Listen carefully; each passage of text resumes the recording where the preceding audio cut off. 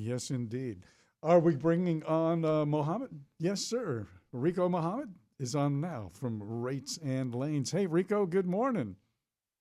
Good morning, Dave. Thanks for having me on. Oh man, I was watching a video with you and Chuck, and I can't remember when he said maybe the '90s or something. He said, from then on to now, I've only seen two contracts that were straightforward and complete.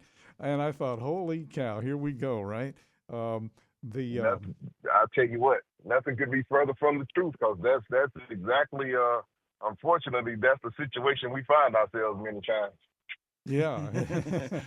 By the way, for those of you who don't know, Rico is the owner and operator of Crescent Carriers LLC, a trucking company he founded in 2010. With over a decade of hands-on experience in the industry, Rico brings a deep understanding of freight logistics and small fleet operations. When he talks about it, he's actually lived it. And since 2014, he's been the voice behind the Rates and Lane podcast, where he shares insights, trends, and real-world advice to help others navigate the trucking business more effectively. Rico, it's great to have you back. Let me ask you a couple of really quick questions and set you up nicely here.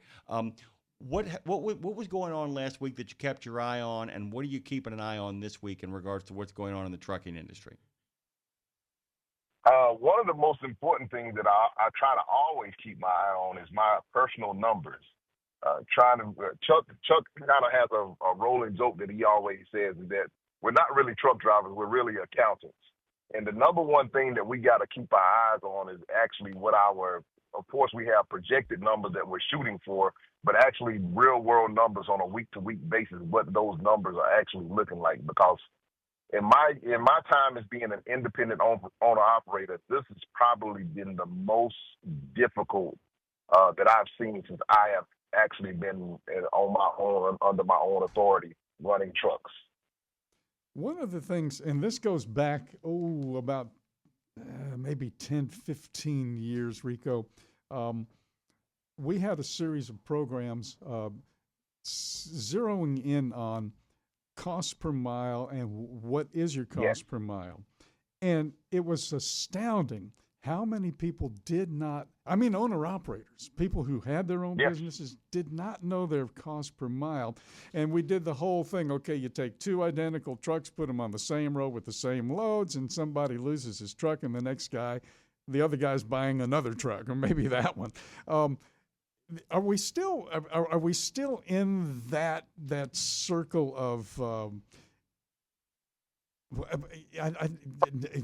deny? Is it a circle of denial?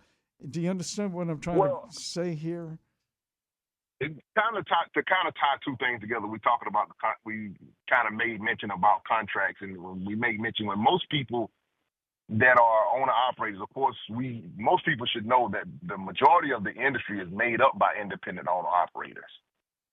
There and in that case, I mean by that small one to four trucks, and those guys and girls are not necessarily the most sophisticated. And that's not a knock on anybody. It's just that, that's not something that we're necessarily keeping our eyes on. A lot of times, from a layman standpoint, we just think about if we got enough money left over at the end of the week that we done good and not necessarily are anticipating really the next breakdown or whatever else may be coming up or the Yeah, projections or whatever. So, yeah. and numbers aren't really sexy. You start talking about numbers a whole lot and you start getting people nodding off on you. Also, for the fact that it's kind of scary. You know what I'm saying? It's a little bit intimidating. It's kind of scary because sometimes we don't really want to know the reality of what we're in. If we think that we're making enough money at the end of the week, then we'll just go with that. But the numbers are really a roadmap and a guide to let you know exactly the health of where you stand. And the thing that I say about that is, and why it's really scary now, and why you really have to stay on top of it, is the amount of trucking companies that you look at this year alone that have started to go out of business. And I mean, if big major companies are going out of business and stating that the numbers are no longer making sense, then that really should be a hint to the wise for all of us small guys that we really need to get on top of making sure that we are running our numbers and understanding what it is that our business, the health of our business is looking like from a financial standpoint. one of the things too that was brought up over and over again, it's almost like, this is like the mantra. You've got to have a team. So you need, you have to have a team for your book work, for your mechanical work, for your logistical work, and all of that stuff. And if you go from company driver to owner operator, you're doing the same thing on Tuesday that you did on Monday. As a company driver Monday, owner operator Tuesday, might even have the same truck. Absolutely. The mindset, though, is a completely different world. Do you still find in 2025 that folks are failing to make that leap over that chasm from driver to owner?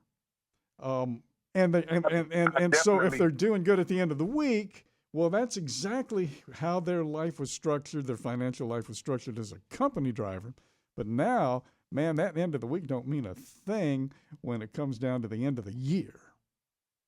You got that right. And I contribute this to a few different things.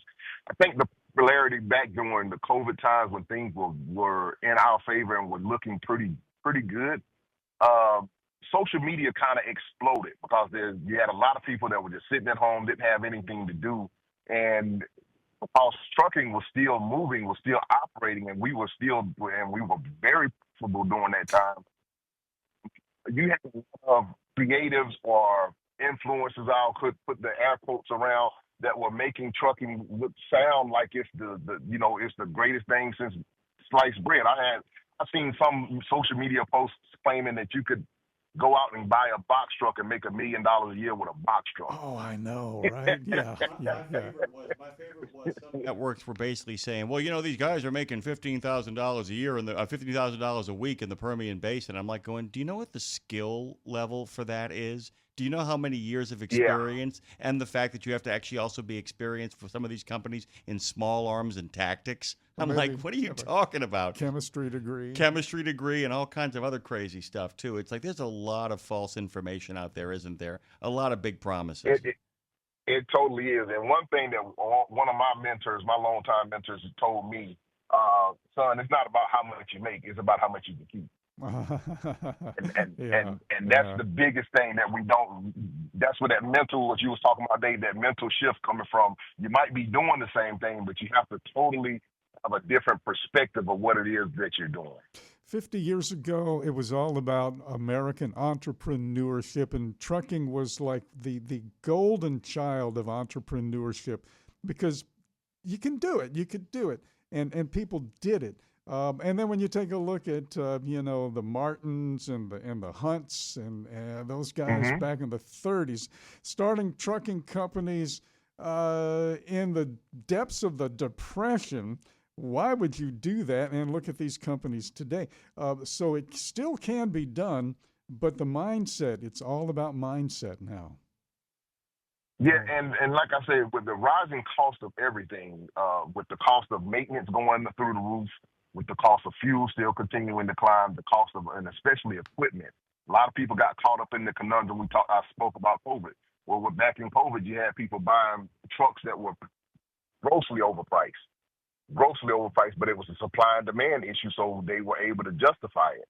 And now that dog don't hunt anymore. You got coming back down to reality, and you got a truck payment that is astronomical, and the rates are nowhere near able to justify continuing a truck payment that you signed up for 5 years. And these things, it's kind of like a perfect storm where it's hitting the trucking industry hard, very hard.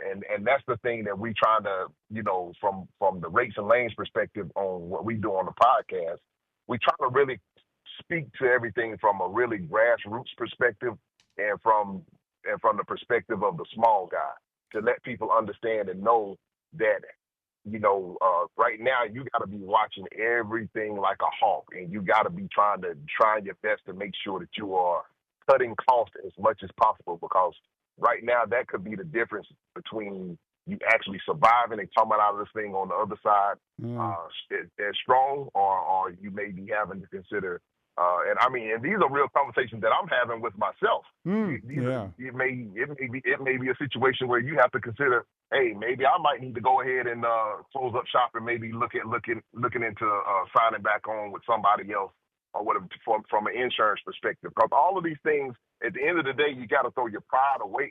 That may be a great and do the best thing financially for yourself. That may be a great conversation to have next time you come on, because I've known a lot of guys through the years who have bounced back and forth like that, and very successfully. But it ain't the Gong Show, and I am getting the hook. Yeah, I got to pull you both, guys. This thing is fast and furious. Rico Muhammad, by the way, Rates and Lanes. You can find him on the Tube of You. You can find him on the Gram of Insta and the Book of Face over there, and he's exactly the same way on his own show as he was here. He tells it straight and to the point. Thank you, Rico. We're going to get you back on sooner rather than later. Thank you, sir. I appreciate it. Thanks, guys.